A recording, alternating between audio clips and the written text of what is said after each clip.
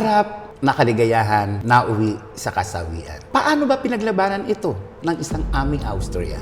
Nalungkot, nasakit, nagkaroon ng depression, yung parang gusto mo nang magpakamatay. Ayoko na ma-in love, siya na yung huling lalaki sa buhay ko. Hindi ko na kaya to. Nasisira na ang ulo ko. Kaya pinapagod ko yung sarili ko para pag uwi ko ng bahay, tulog na lang ako, durog, wasak. Hindi alam ko nang gagawin. Hanggang dumating ako dun sa point na sabi ko, ayoko na. Paano ka napasok sa droga? Paano nagsimula? At ano ang kwento sa buhay mo nito? Siya po, demonyo. For 6 years yun, naging ganun yung buhay ko. Sino si Alexandra? Anak ko siya. Siya yung iniwanan ni Lord sa akin bago niya kunan si Jay. Dahil kung wala si Alexandra, nagpakamatay ako. Kung kaya mong mabuhay sa tundo, kaya mo ring mabuhay saan man sa mundo. Morley Alinio. Ito ang Tundo. Yes! Magandang tanghali, umaga, hapon, madaling araw, kung anong oras man. Dumarating sa inyo ang vlog na ito. Sobrang kinakabahan ako sa pagkakataong ito. First time kong makakausap ang original. Kapag sinabing Batang Tundo, mukha niya talaga ang rirehistro. Please welcome Miss Ami Austapia. Hi! Magandang umaga, tanghali, gabi, o kung ano bang oras yan. Wala kang energy. Parang ang baba, ano? Ang baba. Oo.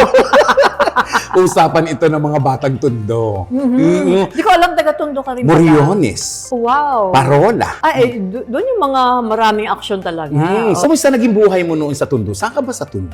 Doon sa Antonio Rivera nga, sa Bambang, along that area lang. Si Ami ay bahagi rin ng mga ginagawa ng mga kabataan sa Tondo. Madalas ang mga bata sa Tondo nagtitinda. Nagtinda ka rin ng bubble gum? Hindi, yung bubblegum, ano yun, 3 years old ako. Sinama ako ng nanay ko sa barbecuehan. Ewan ko, ba't naisip niya, binili niya ako ng pula na damit, na may katernong shorts, bumili siya ng juicy fruit, pagkatapos, benta mo to, alok mo sa mga customers na, naka parang canvas na upuan na ganyan, tapos may kamag-anak sila nagba-barbecuehan, pagka nagbebenta ako, bili na kayo, ay, ang cute-cute naman itong batang to, sige na, bibigyan na lang ako ng pera. Ay, nawili ang nanay ko ng ganon.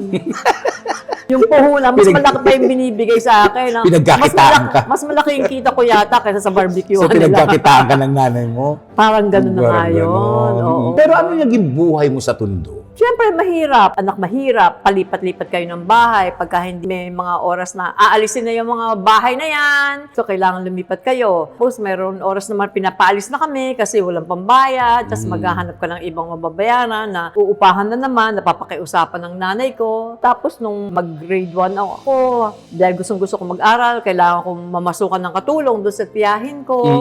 Mga 6 years old pa lang ako noon. Ano yung nangatulong ka at age of 6? Yes! Paano nangyari yun? Kasi walang perang pampaaral yung parents ko. Gusto ko mag-aral, kinukulit ko sila. O sige, doon ka kay Tita Remy mo. Pag kay Tita Remy, wala ka silang katulong, kailangan magtatrabaho ka.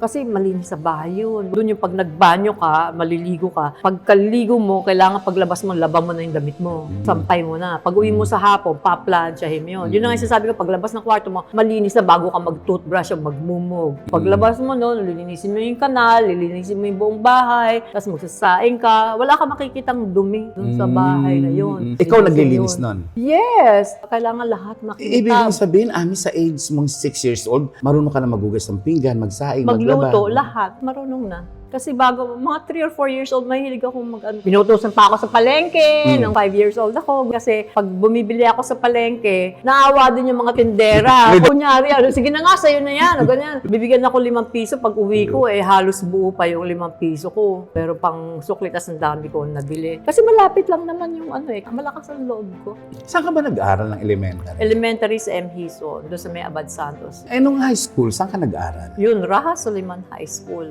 So, nung 76 nagpumasok ako mag-artista, tinapos ko yung High school? Yung second year high school. Kasi nung nag-umpisa ako mag-artista, kakalahati na ako nung high school or matatapos na, ilang months na lang Mga 2 or 3 months akong hindi pumasok, mga teacher ko, kinukulit ako, sinabihan yung sister ko na, papasukin mo, sayang, papasukin mo. Tapusin man lang niya. Hindi mo natapos? Natapos ko yung second year. Kaya lang, yung third year, din ako nakapasok. Saan ka na nag-aral noong third year? Hindi na. Wala na, hanggang second year high school lang natapos ko. Kita mo naman, di ba? Naniniwala ka ba sa kasabihan na hindi bilang ang tinapos mo, kung hindi kung ano ang kakayahan mo? At ano rin yung pagpupursige mo? Ano yung paniniwala mo? Ano yung ambisyon mo? Ano yung gusto mong marating? Siyempre, yung pagsipag mo, yung pagtitiyaga mo, kasama lahat yan. Ano yung goal mo sa buhay mo? Ano yung na-miss mo nung high school ka? Siyempre, yung mga kaibigan mo, siyempre, masarap yung nag-aaral ka, wala kang iniintindi, sarili mo lang, pag-aaral mo lang. Eh, masarap din kasi somehow, kahit na hindi ako yung super-duper na matalino. Pero sa time na pa-squat ako kasi wala akong assignment. Ay, grabe, sa taas pa ng lead. Grade 6 ako, 30 minutes ako nakaganon at kailangan mababa. Paglipat ko ng kabilang klase, talagang nanginginig yung legs kong ganyan.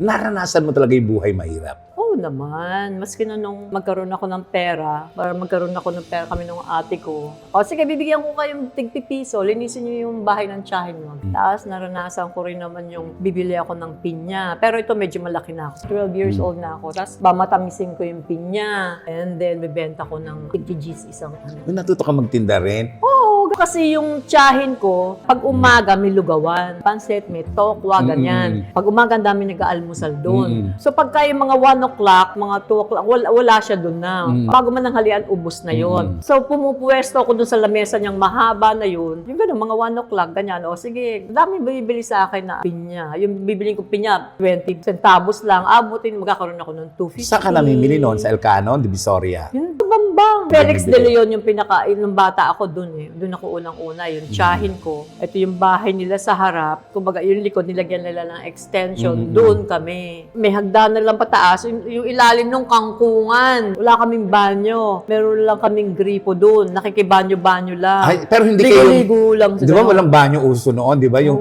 naranasan yung flying saucer. Merong ganon.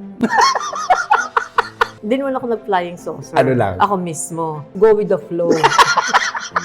Kasi sa tundo na. Bata ka eh. Hindi mo alam. Diyan ka lang. Sabi Diyan ka ng lang. tatay mo, diyan ka lang. Eh, may kanal. May kanal. Papunta doon sa ilog. Ilog. Ang dami. Yun na nga yung bahay Ay, oo, namin. Canal de Tapos la- ganun. Tapos may kanal dyan. Tapos papunta doon. Canal de la Regente.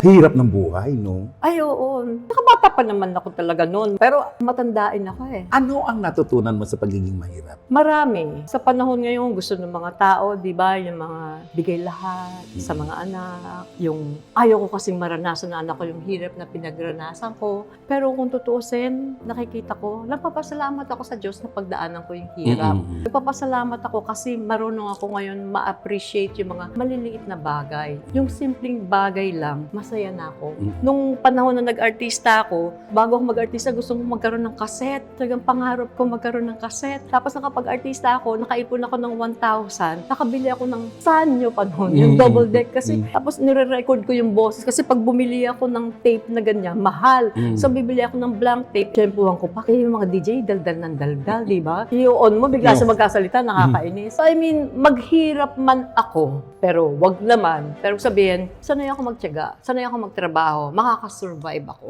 Kahit na anong mangyari, tulad ng pandemic, kaya kong kumain ng kangkong, ng talbos, sagong, kaya kong kumain ng saging at toyo lang. Kaya ko yun. At masaya ako dun.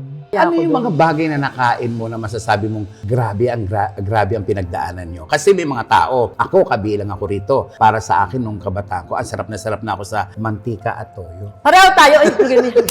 Masarap yung may saging pang kasama. Yan ang mas madalas kong pagkain. Swerte pa nga pag may mantika. Eh, ano yung yung- pinagprituhan ng longganisa ng kapitbahay. Ay, masarap yun. At saka Bakit sa kapitbahay? Siyempre, hingi ka. Okay. Pag wala naman kami pang langgunisa, wala naman kami pang ano. Inaabangan mo yung mga kapitbahay magluto Di ng ba pag langgunisa. meron? Oo. Tapos sasabihin alam mo, yun. pagluto nila, pwede mo bang makisama? Akin na lang ganun? yung mantika. Hindi! Gaganon mo lang sa kanin yun, ibubuhos mo. Yun na yun. Eh, doon ano pa yung mga kinakain mo Saging. kakaiba nung mga bata ka? Gatas, yung kanin na may gatas o kape na may... Pag nasa ano yan, Pampanga. Mm. Kasi gagatasan yung kalabaw. Ay, ang sarap nun. Tapos yung pinggan, yung lata. Ano, yung may blue sa gilid. Tapos mainit yung kanin. Tapos ganun. Eh sila gusto nila may tuyo. Ako hindi. Gatas lang na Sanay ka pala kalabaw. talaga sa hirap, no? Oo naman. Ang sarap yung maging mahirap. Tapos yung na-overcome mo. Yung nagagawa mo ng paraan. Yung mga bagay-bagay. Yung pinagdaanan mo lahat. Yung na-train ka. Tapos na-disiplina. Sanay din ako sa palo. Ibig sabihin, ang palo, sino namamalo sa'yo? No, nanay ko.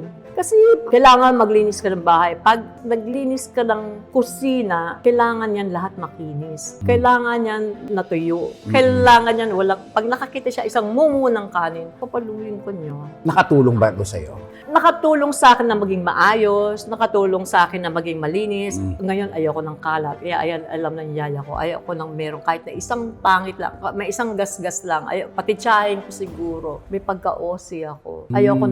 Gusto ko lahat nakatabi. Gusto ko lahat organized. Ayoko ng magulo. Pag magulo o marumi, wala akong kapayapaan. Hindi ako makakatulog. Balikan natin yung una nating naging kwentuhan. Yung second year high school ka na hindi ka na natapos sa Raas Suliman. Ano ang sumunod na nangyari sa buhay mo? Nag-artista ako, kaya ako hindi nakatapos ng pag-aaral. Pumasok ako sa showbiz 1976. Paano? Paano nag-start yan? Paano ka na-discover? Nanay ko, meron daw lika-lika manood tayo ng shootings basta doon sa Avenida Rizal. Tapos may shooting daw si Fernando Poe Jr. O di sige, gusto kong Pagdating doon, parang napakap yata yung shooting. Wala naman. Tapos yung palang building na yun, FUB building ba o basta sa may offices pala ng mga production companies yun. Tapos nakita ako nung producer ng MBM Productions. Sabi niya, uy, artista ka ba? Sabi ko, gusto mo mag-artista? Sabi ko, ako po? Sabi, oo, pwede po ako.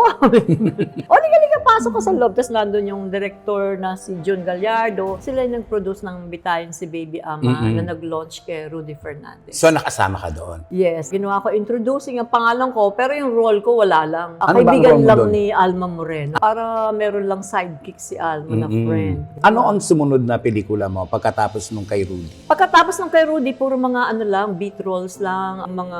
may dialogue naman, mga isang eksena, dalawang eksena, yung Alas na bida si Jun Aristorenas, and then yung may mga hospitality girls, yung mga babaeng bababa. Basta kasikatan ni Vivian Velez, ni Latricia Gomez, ni Alma Moreno, mga Carmen Ronda panahon yan, gano'n. Basta yung mga babaeng mababalipad, may Alona Alegre pa. So, napapasama-sama ako. Sama-sama ka lang. Pero magaganda yung meron akong kaprasong role na mapapansin mo naman. Hindi yung lumalakad lang. At pagkatapos nun, Napunta ako sa 7 Stars Production. kay Jessie, Papa Jesse Ejercito na ito. Basta nakita naman ako sa FUB building. Sabi niya, punta ka doon kay Sabi gano'n, hi, nag-artista ka ba? O sabi ko, opo. Punta ka doon kay Jesse Ejercito sa 7 Stars. Papakilala kita. Dinala ako doon. Ayun. Tapos sige, subukan natin. Sinali ako sa Sabi Barok Club Codabiana. Hanggang sa may mga roles na ng 4 kami. Yung minor de edad.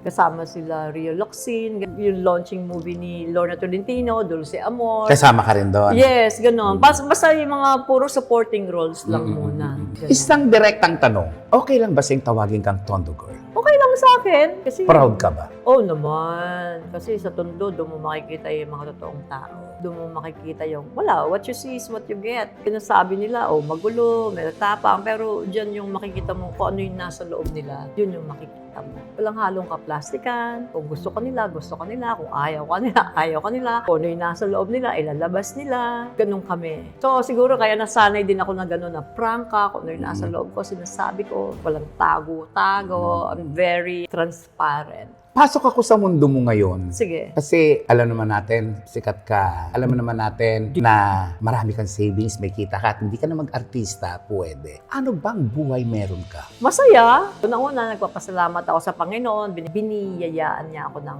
mabait, matino, mapagmahal na asawa, responsable.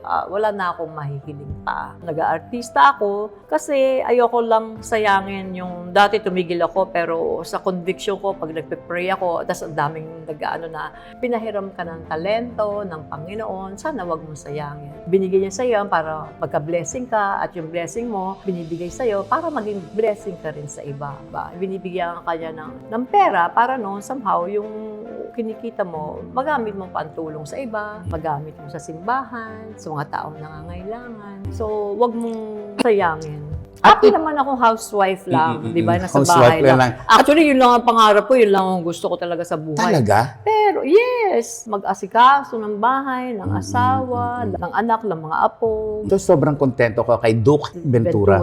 Yes naman. Happy ako sa asawa ko. Sabi nila, kapag masaya ka ngayon, may pinagdaanan kang kalungkutan. At yung kalungkutan na yon ang nagiging bahagi ng iyong kaligayahan ngayon. Dumating po tayo sa punto ng buhay ni Ami na bukas na aklat na lagi siyang umiyak, bagsak. Ito ay nang mawala ang lalaking pinakamamahal niya, si Jay Ilagan. 1992 yun. Naging boyfriend ko si Jay 1983. January, New Year. Naging kami. Tuloy-tuloy, magkasama kami. 9 years mahigit. On the 10th year na sana kami, na-aksidente siya noong 1992. At dahil ito sa motorsiklo. Oo, sakay siya ng motorsiklo. Naakalain nung kami, hindi mo kala kung hanggang pagtanda namin, napapag-usapan namin.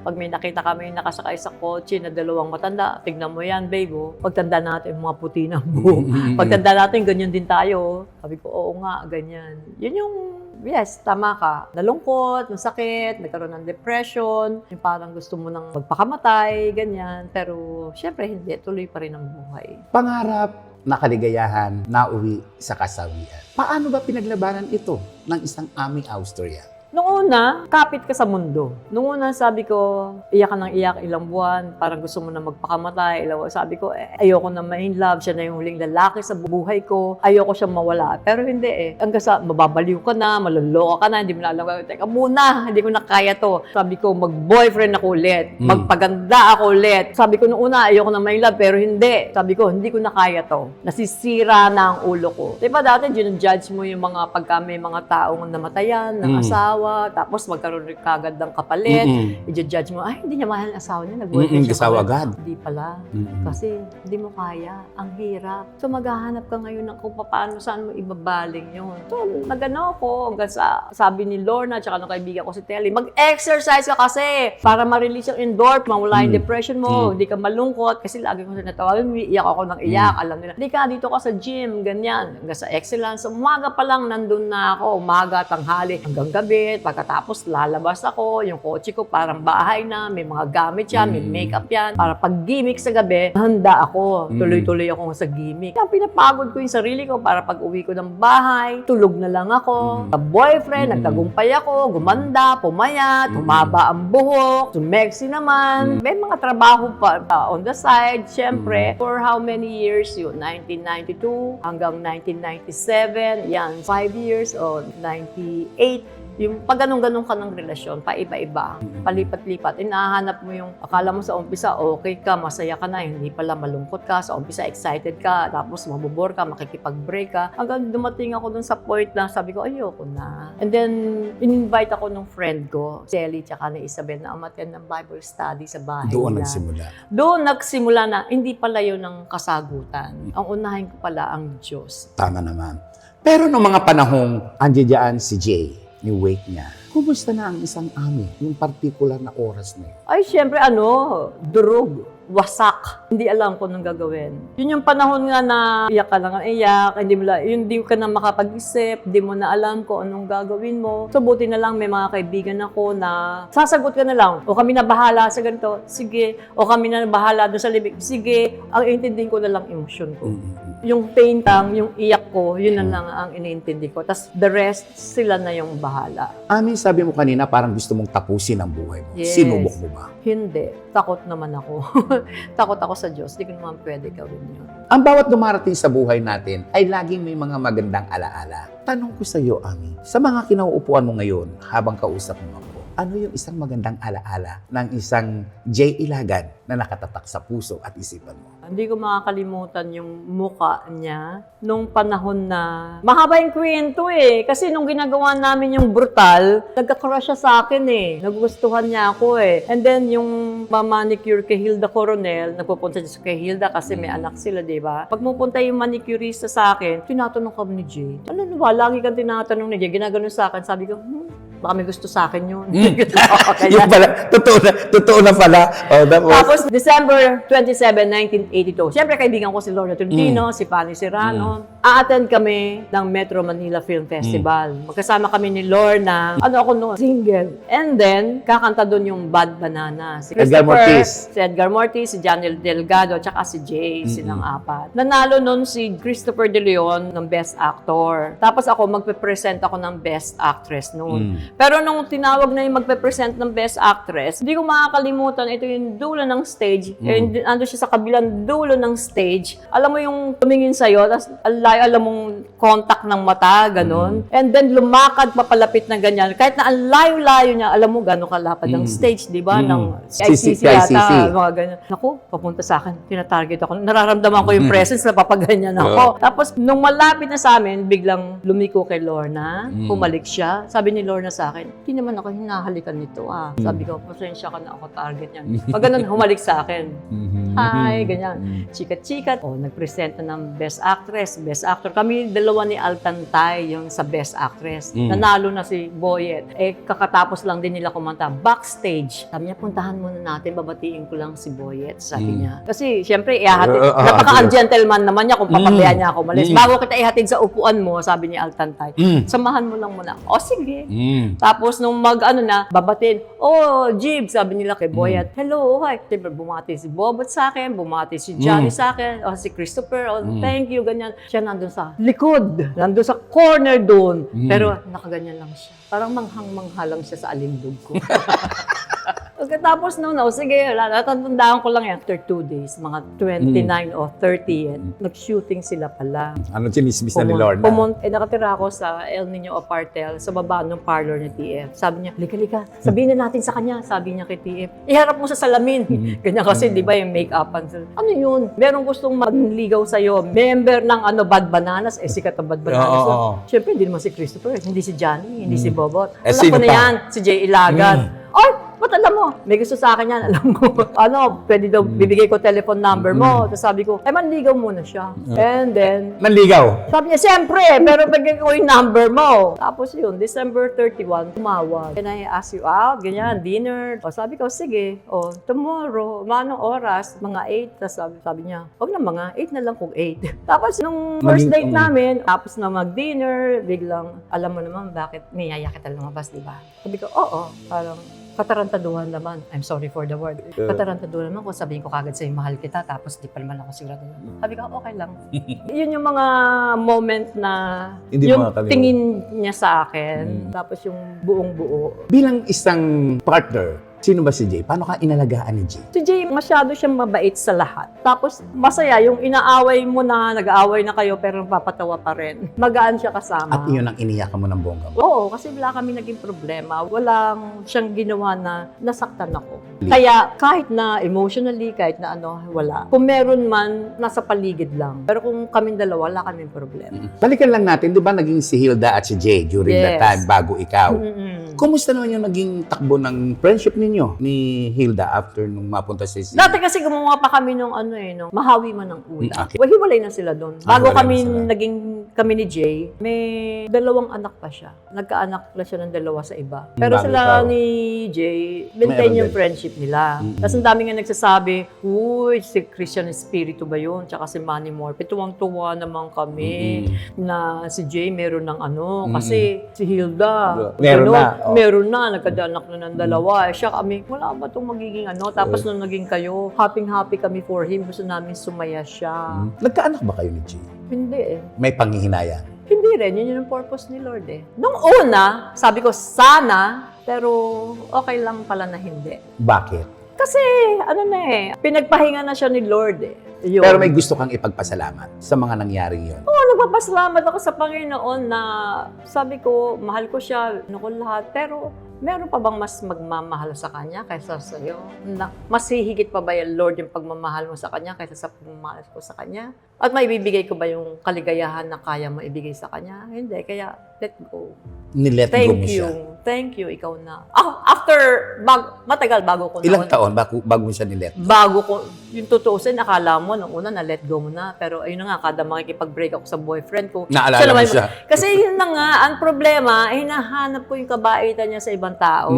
Hinahanap ko, kaya ako nakikipag-break ulit, yung pagmamahal niya sa ibang tao. Hinahanap ko yung karakter niya sa ibang. Ayun pala, hinahanap ko siya sa ibang tao. Nilalagay ko siya sa ibang tao. Hindi. Na mali. Oo naman. Mali. Kaya yun ang nangyayari pala. Ako mismo yung nakikipag-break. Hindi, sabihin, maraming lalaki yun. Hindi lang isa. Maraming lalaki, pero isang araw, sa buhay ni Ami, niyaya siya ng isang kaibigan na mag-party. At that time, nakilala niya yung lalaking tapat na nagmahal sa kanya. Pakikwento mo nga. Hindi naman party yun eh. Kasi si Lorna, meron silang negosyo sa mga telecommunication, yung mga gamit. And then, magkakasosyo sila. Tapos may-meeting sila, may dinner. Si Telly, yung friend namin, sabi gano'n, di ka magdi-dinner daw sila. Magkaka-sosyong ganyan. Sama tayo. Tapos, pinakilala, ganyan. Sila, friend na nila siya, si Duke. Tapos, parang kami yung naging magka-cross sa upuan. Siya yung nakatapat sa akin. Alam yun, na kumain, ganyan. Tinignan ko sabi ko, itong mga ganitong itsura, pwede kong maging asawa. Wow! Ikaw na talaga, wala pang ligawan, nag-isip ka wala pang ligawan, ha? Wala, pumasok na agad, hanggang sa dumating dun sa point na yung nagkaroon kami ng parang Thursday group. Pero ibang grupo to. Grupo ni J-Boy, ni Sharon Manabat. Nagkayayaan na every Thursday, mag-coffee. Sinama nila ako. And then ako, wala lang, ganyan-ganyan. Ako lang yung bagong sabit sa grupo. Hanggang sa dumating sa point na lahat sila absent. Kaming dalawa lang yung available isang Thursday. Hindi kayo pinag-usapan nila mag-absent silang lahat para mabigyan kayo ng chance? Hindi, naging busy yung politics yung isa. Tapos pa noon ng panahon ng sa eleksyon. Yung isa, si J-Boy, na busy sa Genesis. So, wala. Hanggang sa sabi niya, what are we going to do? O sige, sabi niya, kain tayo. And then after that, you want to watch a movie? Let's watch a movie. Yeah. Nanood kami nung City of Angels. Nanood kami dalawa lang. Hanggang sa hinatid ka sa bahay, paghatid sa bahay. Siyempre, you want coffee? Siyempre, hanggang naman, sige, hatid, bye-bye, malis ka na. Parang being polite lang. Yes, I'd love to. Hanggang kinabukasan, sabi ko, may taping ako tomorrow eh. Sige, sabi niya, where's your taping? Pumunta sa taping, ganyan, nagdala ng pizza para sa lahat ng tao. Tapos, nag-investiga. Gusto lang daw niya malaman kung paano nangyayari sa taping. Nililigawan ka na pala yata noon. Siyempre, hindi ko iniisip yun. Parang 4 na araw na magkakasunod, magkasama kami. Nawala sila. Karoon ng dahilan. Yung last day na nandito sa bahay, sige, kwentuhan na naman, pagka-uwi, kape, sige, ganun siya. Biglang umulan. Sabi ko, lakas ng ulan. Grabe yung ulan. Parang namimiss kong maligo sa ulan. Nung bata ako, sa alulod ng ganyan, sarap maligo sa ulan, di ba? Sabi ko, sabi, you want? Come on, let's go to will. Sabi niya ganun. Sabi ko, sandali lang, magbibihis lang ako ng panligo ko. Sabi ko ganyan. Nag-bathing suit ako, pero nag-shorts naman din ako. Pagbaba ko, nauna na siya, nakamaong, naka-t-shirt, naliligo na siya sa ulan. Lumikot-likot kami doon sa townhouse lang ako nakatira sa Grandwood Villas, ganyan. Tapos pumunta ng swimming pool, wala, kwentuhan lang. Kasi bumalik kami. Naligo ka rin sa ulan noon? Naman. Kasi umuwi, wala na. Hanggang sa tumawag na uli yung friends namin. Kinabukasan wala nang dahilan para magkita kami. Pero kinabukasan tumawag friends namin, Oli ka! Kape-kape na uli tayo mamayang gabi. Kapihan na uli, okay. Ganon. Sabi ko, sige, tatawagan ko si Duke, tsaka si J-Boy. Hanggang sa nagkita kami doon sa bahay. Siyempre, weird na yung pakiramdam. Kasi hindi namin naman makwento sa kanila. Hindi naman nila alam na naligo kami sa ulan. Hindi naman nila alam na 4 na araw kami magkakasama, no? Tapos nag-uusap kami dalawa, text siya. How are you? Adyan lang siya sa tabi ko yan. Sabi ko, I'm okay. After my cigarette, I'll go. Me too, I will go na. Sabi ko, I don't feel well. Hanggang sa, sige na, nagbabay siya, pagkakay namin ng kotse, hiwalay kami. Dapat papunta ako doon, pauwi. Ako kumanan ako. Pumunta ako doon sa isang part ng church na yon. Sabi ko, Lord, ano to? Diba sabi ko sa'yo, ayoko nang may love kasi Christian na ako noon. Sabi ko, ayoko na nga. Kung gusto mo, ikaw na lang ang boyfriend ko. Ikaw na lang ang love ko. Ikaw na lang. Sinabi mo kay Lord. Kung gusto mong dalaga ako forever, dalaga na lang. Kasi may mga nanliligaw din sa, huwag mo na akong paligawan doon sa mga hindi ko naman mapapangasawa. Sabi ko, ba't ganito? Alisin mo to. Ayoko nito pag hindi namang galing galing sa'yo. Hiningi mo yan at sinabi mo. Oo, hanggang sa nag-text siya, sabi ko noon, where are you? So, hindi ko kagad sinagot. Pero nung tapos na ako, pagsakay ko sa kotse, tsaka ako lang sinagot. Sabi ko lang, church. Sabi niya, why? What's the problem? Sabi ko, wala. Sabi niya, can you pray for me also? Sabi ko, anong pagpe-pray ko sa'yo? Sabi niya, that I might not get lost in this world of ours. Sabi ko, anong world pinagsasabi nitong mama na to? Ayun, pag uwi ng bahay, tumawag sa landline. Sabi niya, why? What's your problem? Sabi ko, wala. Sabi ko, kaya ko yan. Tapos sabi ko, ikaw, ano problema mo? Tawag. Sabi ko, ganun kulit mo. Tapos sabi niya, you first. Ay, sabi ko, ang kulit mo. Sabi ko, anyway, sige na ako, prangka akong tao diba? Sabi ko ganun. Kasi kanina na-weirdan ako. Sabi ko, nasanay ako nung tayong dalawa lang magkasama. Parang na-miss ko yung tayong dalawa lang. Sabi niya, I felt the same. Can I go there? Sabi ko, hindi, no? please, I want to see you. Sabi ko ganun. Sabi ko, hindi na. Sabi niya, can I see you tomorrow? Sabi ko, ay, di, mag-gym ako. O, sige, kita tayo sa gym. Haba ng buhok. Tapos, nagbihis lang siya. Hanggang sa umalis kami. Sabi ko lang sa kanya, bala ka ba manligaw? Sabi ko, ayoko magpaligaw dun sa hindi ko magiging boyfriend. Ayoko magiging boyfriend kung hindi ko mapapangasawa. At ayoko ng sex kung hindi ko asawa. Diretso mong sinabi yan. Promise ko kay Lord yun. Ginawa akong virgin ni Lord Nilinis niya na ako, di ba? Sa mga nakaraan ko. Sabi ni Anthony Roquel, pinredict kasi ni Anthony Roquel, bibigyan daw ako ng asawa ni Lord. Sabi ko, asawa, magpapakasal sa akin, hindi na ako virgin para pakasalan pa. Ay, gagawin kang virgin ulit ni Lord. Pero physically, hindi. Pero spiritually, lilinisin ka niya. Okay, so, nung tapos, nakilala ko si Lord, malinis na ako. Virgin na ako. Virgin ka Kailangan na. i-prepare ko to para dun sa magiging asawa ko. Preserve ko to, di ba? Ano sabi? Ay, ang sabi niya, I have no plans for you to just be my girlfriend. Wala daw siyang plano na para maging girlfriend niya ako. Sabi ko, teka muna, sabi ni Lord, don't get unequally yoked to non-believers. Iba yung pakikitungo mo sa Panginoon, iba yung pananampalataya ko. Sumama sa Bible school, sumama sa Sunday service, sumama sa Bible study, hanggang sa dumating yung point na, pati siya, nagkaroon na ng personal relationship kay God. Hanggang sa na-develop, ang daming nangyari, bibigay siya ng roses, nagbibigay siya ng pagkain, sabi ng nanay ko, nanliligaw yan. Sabi ko, hindi. Sinabihan ko na hindi kami pwede. Pero sige, tutok pa rin siya ng tutok sa akin. Minsan, yung alam naman ng publiko to, yung kapatid ko nahuli sa drugs. Tapos sabi ko, ano na nangyari? Ganyan. Tapos pagbaba, magkasama kami sa kotse. Sabi niya, why? What happened? Sabi ko, yung kapatid ko nasa presinto. Basta dito rin. Sabi niya, para ano gusto mangyari? Siyempre, gusto ko siya malabas doon. Gusto ko siya matulungan o ganyan. Hanggang sa may tinawagan na. Cousin, Dave, ganyan. Yes, please help. Merong ganitong situation, ganyan. Yung brother. Parang may tinanong yung kausap niya. Pinsan niya yun. Okay, he's the brother of my girlfriend. Wow! Narinig yung sinabi niya yun. Narinig ko, syempre narinig ko na patingin akong gano'n. Nagsasabi na ba, sabi niya, I'm sorry, I had to tell him. Kasi humingi ako ng help. Parang, kung hindi ko girlfriend, ba't namin tutulong? Okay lang. Okay lang, you're my girlfriend. Sabi ko, okay lang. Okay lang, you're my girlfriend. Kasi naging kami na. Kinasal kayo ni Duke. Yes. Saan ginawa yung kasal? Doon lang sa clubhouse. Siyempre, pumayag siya na, yung ayokong maging, hindi ko naman asawa. Sabi niya, you're baduy, but I like it that you're baduy. Nung mga ilang months na, sabi niya, if I will offer you marriage, will you accept? Sabi ko, seryoso ka? Sabi ko, teka muna, sigurado ka? Yes, hindi ka sigurado. Kilala mo na ba ako? Si Duke, businessman siya, di ba? Yes. Kasi sabi ng mga friends natin, si Ami kahit hindi mag-artista, mabubuhay ng marangal, maayos, at punong-puno ng kayamanan, punong-puno ng... Hindi naman. Kaya lang akong buhayin ng asawa ko. Ay. Simpleng tao lang naman ako. Buti hindi nanap mo kay yung mga bagay na merong si Jay. Hindi ko hinanap. Sa totoo lang, atin-atin lang.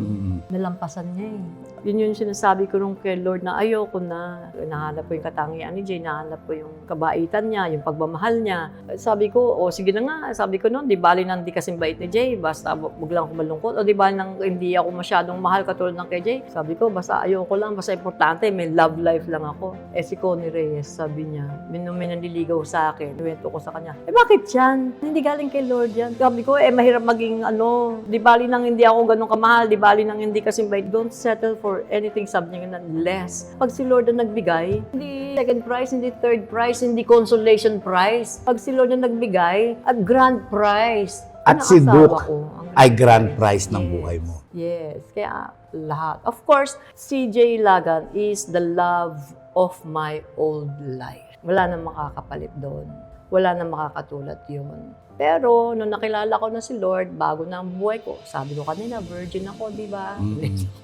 Si Doc Ventura na yung love of my new life. May asawa ba si Duke? May anak ba siya? Wala. Iniling ko lang kay Lord yan. Gusto ko 100% binata. And I love my in-laws. Isa yun sa pinakamagandang gift na binigay ni Lord. Yung may asawa ka and yet yung in-laws mo mahal na mahal ka. Paano ka napasok sa droga? Paano nagsimula? At ano ang kwento sa buhay mo nito? Siya po, demonyo. For 6 years yun, naging ganun yung buhay ko. Sino si Alexandra? Anak ko siya. Binigay ni Lord sa akin siya. Siya yung iniwanan ni Lord sa akin bago niya kunan si Jay. Dahil kung wala si Alexandra, nagpakamatay ako. Kung kaya mong mabuhay sa tundo, kaya mo ring mabuhay saan man sa mundo. Morley Alinio.